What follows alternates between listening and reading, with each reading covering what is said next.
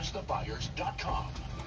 Debbie, This is WFMV News. The city of Frederick says it continues to make repairs on a damaged Thank you. water line due to a Awesome sinkhole news. which opened up close to Monocacy Boulevard. The Here we go, roadway guys, is in closed just one between the more Interstate minute. Put 70 your ramp seatbelts to on, South folks. Street Good to and see will everybody on remain this beautiful, closed rainy, for an wet Saturday. undetermined amount of time. A detour has been set up. Two The by city's two. Public Works Department said several Sure is. businesses in the area will not have water, including Royal Farms, the Patriot East Business Center, and businesses Yeah. along Tilton Sinkhole. Drive. No time has been established for when water service will be restored. To read more, go to WFMD.com. All right. Now you can text your news and traffic tips into the station at 301-694-9363. I'm Diana Gibson on the Maryland's News Radio Center, 930 WFMD.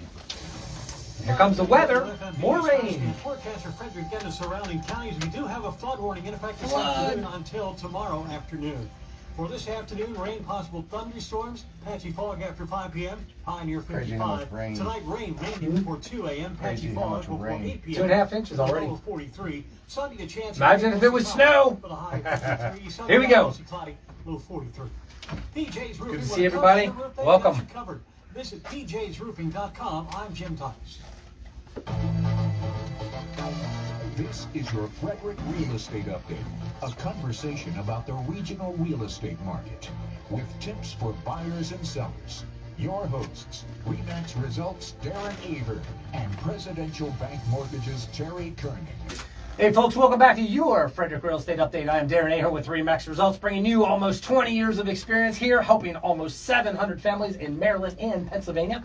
And I love it this year. It's going well. And I also have with me the one and only with all the money from over in the bank vault at Presidential Bank Mortgage, Mr. Terry Kernan. Hey, happy, rainy, wet, are you kidding me? Animals lining up 2x2 Saturday weekend. Well, actually, we're going to have not just two animals lining up, but today at 6:45, we're going to have actually 20.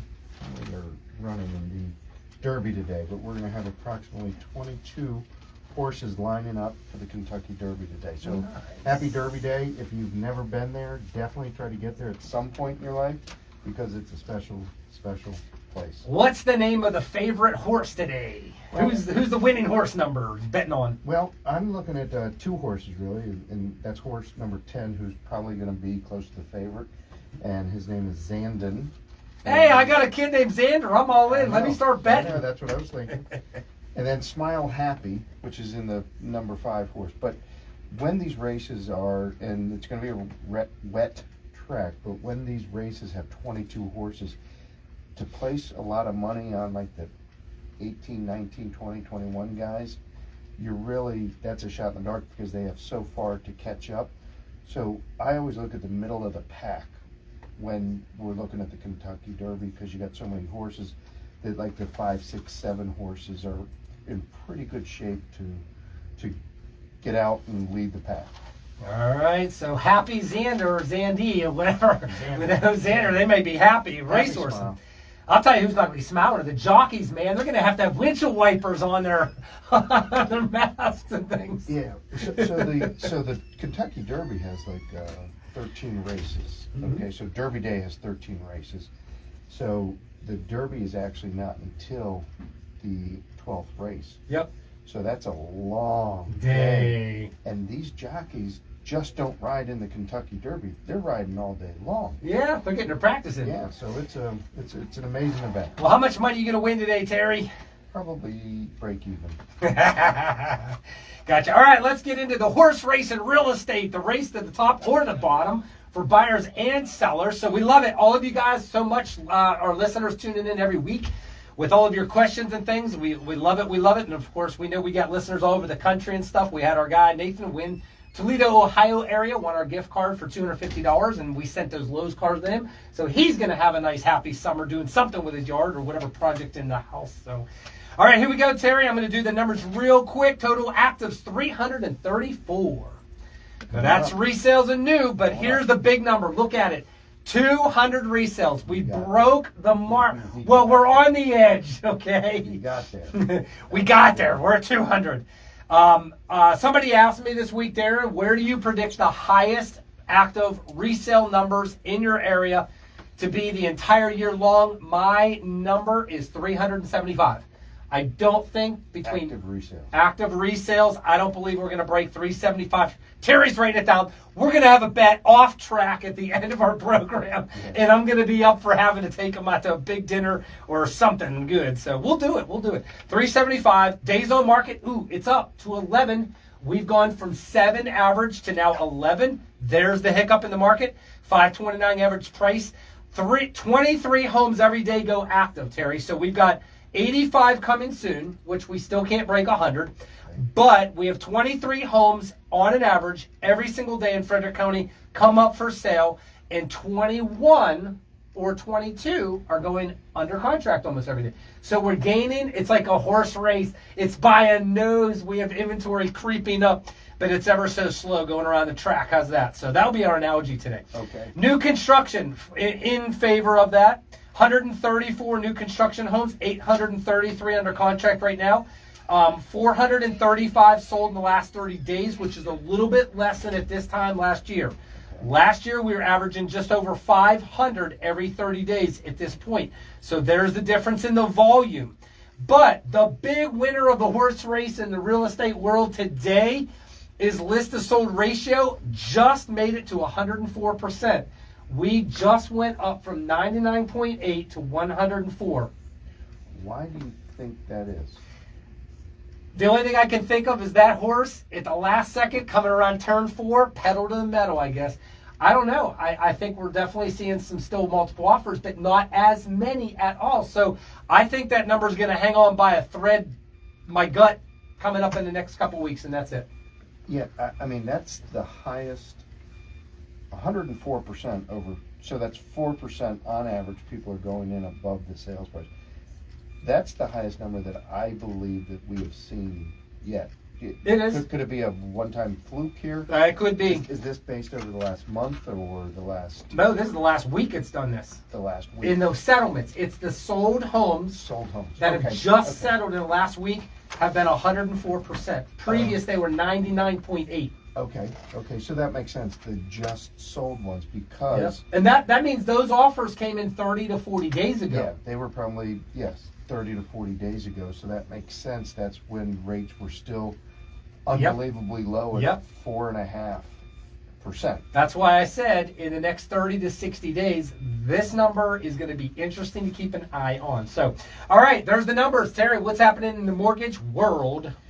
So this week was, if you followed the stock market, you just saw some tremendous volatility. We lost over 1,000 one day, and it was all over the place. Why was it volatile? Okay, the big thing is they wanted to see what the Fed was going to do on Wednesday. They met Tuesday, Wednesday. Chairman Powell comes out and he basically says what everybody was hoping and anticipating, and that was a 0.5% jump in the interest rates. Okay, they raised the federal fund rate to 0.5%. So what does that mean? Prime rate goes up. I'm going to talk a little more about the prime rate and kind of explain a little bit about that. What else happened? Jobs came out. Okay, jobs remained, unemployment remained at 3.6%, which is extremely low. The lowest we've gotten, the 50-year low, was basically 3.5 right before the pandemic. But here's what is interesting to me, and this is something that I haven't really seen before, is the size of the labor force shrank for the first time in 7 months, which basically signals how difficult it is for employers to get. So we're almost at full employment. So basically what's happening is people are getting out of the job market. Okay. Yep. And so it's going to be even worse in the future trying to get these jobs filled. Okay. So basically that's what we're taking a look at this week. That's the reason for the volatility. What's going to happen with the rates? Rates are going to continue to climb, probably in 0.5% increments, until we get this bad word inflation under control. And with that being said, this coming week is a big week for the market because we have the consumer price index coming out Wednesday and the producer price index coming out Thursday. These are the two number one Benchmarks? Benchmarks for inflation. Thanks, Stephen. I couldn't.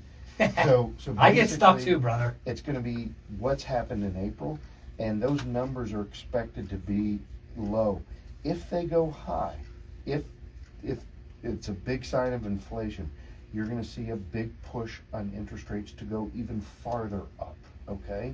So they've gone up faster than I've ever seen in the last 60 days. But if inflation numbers come out for April much higher than expected, we're going to see a surge in the interest rates in our prediction, okay? Any questions there? No, it's good. Let's talk about Prime. Prime, what does this mean for everyday listeners out there? Because I'll tell you, Terry, as you well know, buyers hear 0.5%. They go, oh my gosh, my mortgage rate tomorrow is going to go up 0.5%. No. Let's let Terry explain how this whole thing works. Yes, I had 3 calls. Panic, no doubt, right? Yeah, basically saying I got to lock in before the rates go up 0.5% tomorrow. And I said, if they only go up 0.5%, then the mortgage market will be relieved and we'll actually see a little better rate. So we didn't lock anybody in until after they made the announcement. We locked them in on Thursday, which was a reasonable, good lock day. So what is the prime rate? The prime rate is the lowest rate of interest at which money may be borrowed commercially, okay? So that means that your credit cards, if you buy a building, a commercial loan, it's always based off of the prime rate.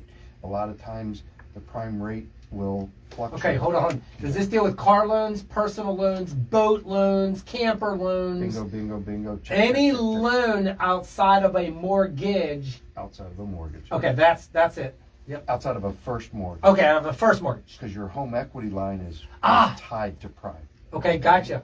So the prime rate is basically the lowest rate, and it's given to their prime customers. So if you have the good credit and the good standing, you're going to get, your loan will be based somewhere off of prime. It has nothing to do with the mortgage market. That's totally separate. Do they follow each other? Yes, they do. So what basically happens is the bank charges the customer this prime rate, and today prime is 4%. Why is prime 4%? Because the Fed raised the federal funding rate 0.25% last month and 0.5%. So prime was at 3 1/4. The federal funds rate is a rate that is determined, and that is what the Federal Reserve, which is not a government agency, I'll talk about that maybe the next show, because a lot of people think the Fed is a government agency. It's not. They need to scrap that word. Yes. So basically what they did is they raised the federal funds rate, and they raised it by 0.5%. So the prime is based on that. So people say, well, Terry, what's the federal funds rate? That doesn't make any sense to me. The federal funds rate is the rate that is charged by the Federal Reserve to banks for short-term borrowings, okay? So basically what you're taking a look at is, I call it the cost of money. What does money cost a bank, right? Everybody thinks that, well, the bank's got millions and millions and millions of dollars and that's what they lend. They actually do have lots of money, but they don't lend all that. We got to keep reserves in the bank. But what we'll do is we'll borrow from the Federal Reserve. The cost of money was like 0.25% for so many years because they wanted the economy to expand. They wanted the economy to get fired up. They want the economy to grow, right? So all that growing caused the inflation to go up. So now what do? Is they come in and they basically raise the federal funds rate, and the federal funds rate is adjusted as the economy expands or contracts, and that's what affects the prime rate. So right now prime is at 4, the federal funds rate is at about 3 3/4 of a point, okay? That number is going to continue to go up, the prime will continue to go up, because what it does is it costs more money to do business, therefore the economy contracts, and that's what they're looking to do to fend off inflation, is contract the economy. And we saw it with the first quarter GDP, gross domestic product. If we have another contraction in the second quarter, then we have 2 back-to-back quarters with a contracting economy. What is that called? A recession. Yep. So we can put ourselves in a recession going from the most unbelievable times we've ever had to being in a recession by July 1st if they keep continuing the way that they are. I don't think they're going to get there, but that's what a recession is. The bottom line is we've been talking how we saw 4 years ago how fast they raised interest rates. They saw the changes. They did it too fast, and they went, whoa, whoa, whoa, whoa, you're right, guys. And then all of a sudden dropped everything, and then, we saw what's happened now for 3.5, 4 years since then. Things grow. That's my only fear, is that they did it again. Panic sets in, pull trigger happy, because they see gas prices, they hear outrage, they see food prices, they see this, they see that, and energy and every other price under the sun and shortages and whatever. And that's my only fear. My only fear is like, come on, guys, please. I mean, I'll be amazed in 3 or 6 months we start feeling the full effects, and they go, we raised rates too fast again like 4 years ago. Let's lower them quickly or whatever. I don't know. I just think, like you said, it takes a little time for the ship to know what direction we're going with the changes whenever you turn to them. It's like being on a massive freighter. You turn the wheel all the way in like 20 seconds, and then the captain's sitting there going, we're not turning left yet. What the heck's the problem? And they more power and then they wait. And then all of a sudden, boom, all at one time, the whole thing starts kicking around. And then they go, oh no, we're turning way too fast. Turn the wheel whole the other way. By the time you start turning the wheel to the right all the way, that ship's almost sideways. That's my fear, as you know. And I'm not an economist. I'm not an expert in this, but hey, I race, as you know, I race a boat. I race hydroplanes. And we're not like the ship out there. When we make we're like NASCAR. We have so much play in that steering wheel because the smallest little move, it's lights out when you're going 100 miles per hour on the water. So we have a ton of play, and I kind of equate it like they should be thinking like, anyways. All right, let's get into this. Let me just add to that. Yep. Is I think that what we're talking about is we're hoping that it's not a ready, shoot, aim mentality that seems to, rear its ugly head when times get tough. Okay. Yes. And the one thing that that I learned a long time ago in our business is basically, when something goes wrong, whoever's smiling thought of somebody to blame it on. But here is where I believe that the problem started, is when we started to see inflation go up, and I said it on the show, I don't believe it's transitory. Everybody kept saying, no, it's just transitory inflation. We don't need to do anything. They let it get out of control, and now they're doing exactly what you said with the ship, is they're turning that wheel faster than and harder than it should be. You got it. That's it. It's all good, man. Good stuff. Hey, make sure you call Terry up. He is going to be able to, he's already helping a couple of our buyers. Did a great job, of course, navigating through all the mortgage stuff and how to have them in the best position. I just had breakfast this morning with Peter, and past client said, man, you guys, he's like, Darren, you and Terry, and that was so smooth. That was just like amazing. My wife and I still are pinching ourselves about like how that went, and Debbie and them guys, we just settled on theirs. And so it's like, yeah, guys, awesome. Terry can do it all around. So I'm only going to give you good people that are mean out there about, they know it all. Terry, I'm not going to give them to you. No, I'm just kidding. All right, let's get into what I have been dealing with all of your questions out there. This is called where are the buyers? I'm not saying where are the buyers because they're hiding and they're gone and they're like never in the market right now.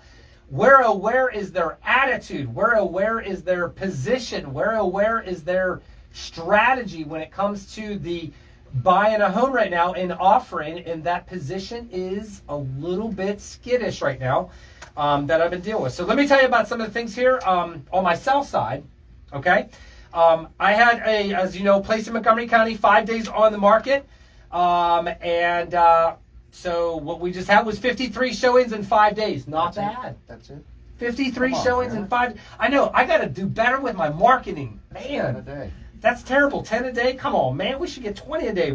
We're going 24 hours a clock. We got spotlights, police directing traffic. Come on. This place down there, Terry, is crazy because clearly the marketing is not the problem, but I asked you, how many offers do you think we got? You're like 5, maybe 10.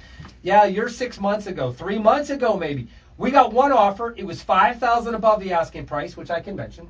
$5,000 by the asking price. No inspection, info only.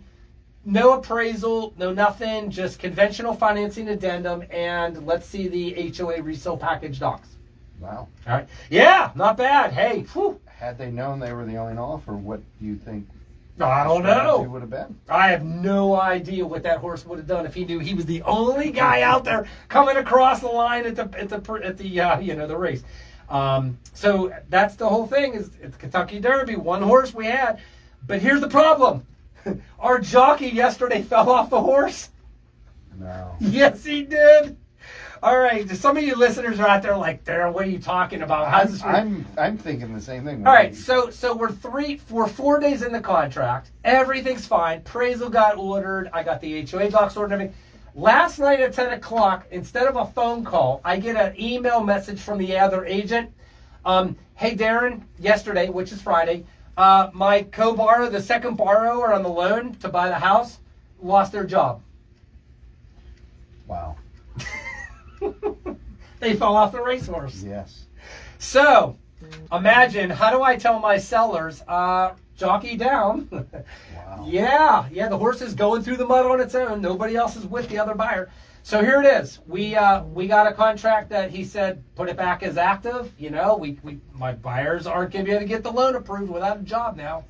So you see that, right? You do see that happen? Yeah, I had a borrower,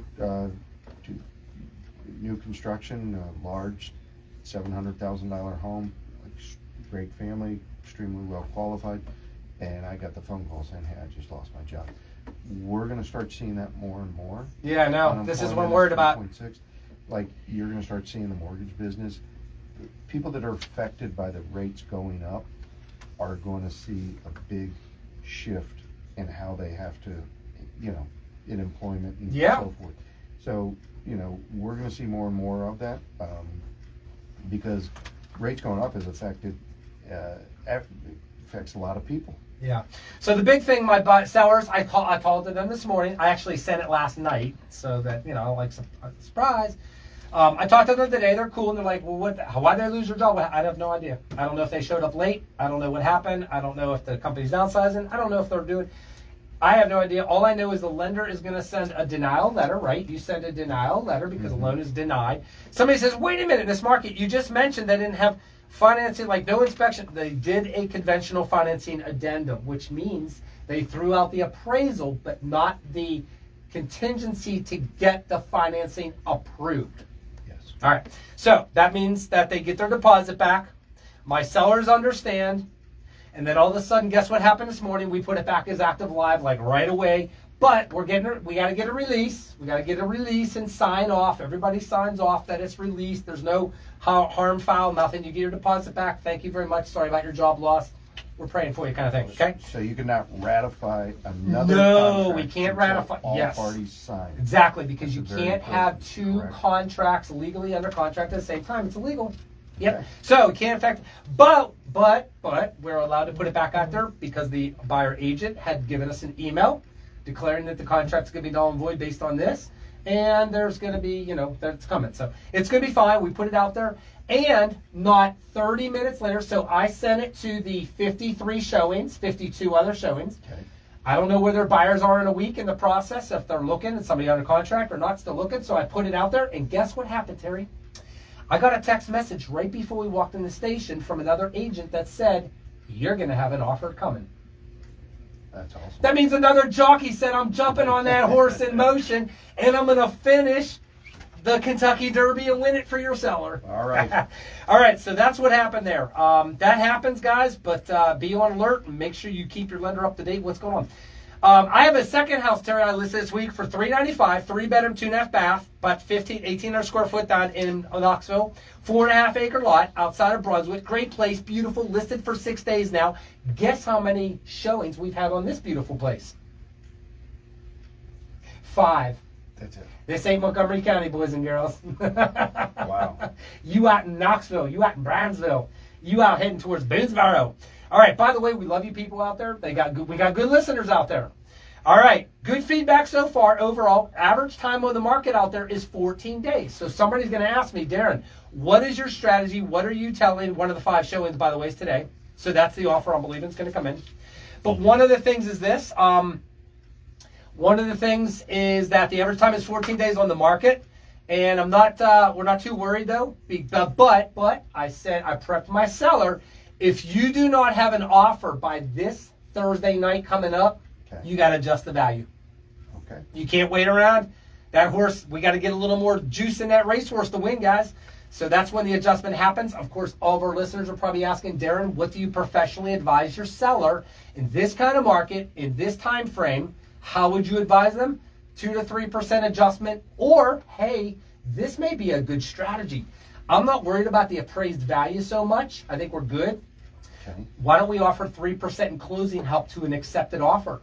Now we've opened up the floodgates to all the potential buyers out there that don't have the cash to go towards closing costs and down payment to get into their dream home. And there's a lot of them out there. Oh, there's a ton of them. There's a lot of them. So if you're a buyer out there today and you say, yes, I don't have a lot of cash, I don't have $30,000 or $25,000 to get into a house right now, I need closing help, and you crazy real estate agents and sellers are not giving closing, you're not allowing, you're not seeing it, it's not happening for us buyers in almost a year and a half, I got good news. I think that's going to be the best strategy. Instead of lowering the price, offer closing help.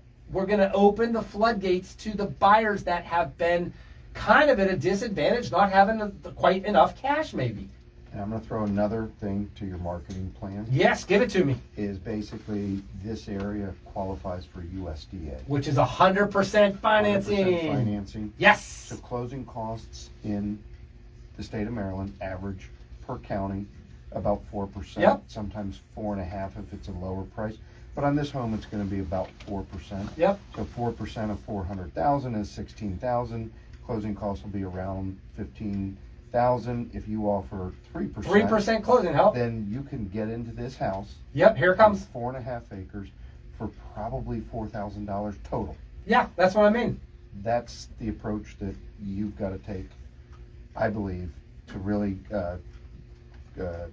enthusiasm breeds enthusiasm. Yeah, so there it is. So it's possible you could get a beautiful 3-bed, 2.5 bath, 4.5 acre, beautiful private, wonderful area, good stuff. It's country living, trees in the backyard, deers, bears, squirrels, all of it. It's Mary wonderful. Susan, do you want to move to the country? There you go. Get you out of Montgomery. I knew I'd get you out of Montgomery County somehow. I know the answer. No. Happy Mother's Day. I got you a house All right. in the country. Here we go. We got 2 more minutes left here. Here you go. All right. All right. So what's the resounding tone right now for buyers? I'm going to talk about one more seller thing that's funny. I had yesterday. It'll take me 30 seconds. So what's the resounding tone for buyers? Actually, let me do my seller. I went to a home yesterday up in Pennsylvania. It's 3 miles across the PA line out of Hagerstown. 4-bed, 3.5 bath, almost 4,000 square feet, all brick home, 2-car garage, 3-car detached pool building. It's gorgeous. 2004. I pull up comps. I get all the data, all the information. Everything's selling for about $500,000 to $560,000 up there. Okay. I go through my spiel. I talk to the seller. He's awesome. He kind of knows me from like my high school days because he worked in the building industry when we used to do portable foundations. But anyways, all right. Seller sits down with me, and we go over everything. And he looks at me and he goes, "I know what number I want to sell my house for, Darren." Okay, I'm glad. I hope every seller has a number. Give me your number. Guess what number he told me after we had just talked about between $500,000 and $560,000 is where the values are pretty much for his house up there. I'd say 650. Nope. Okay. 841, Your Honor. Whoa.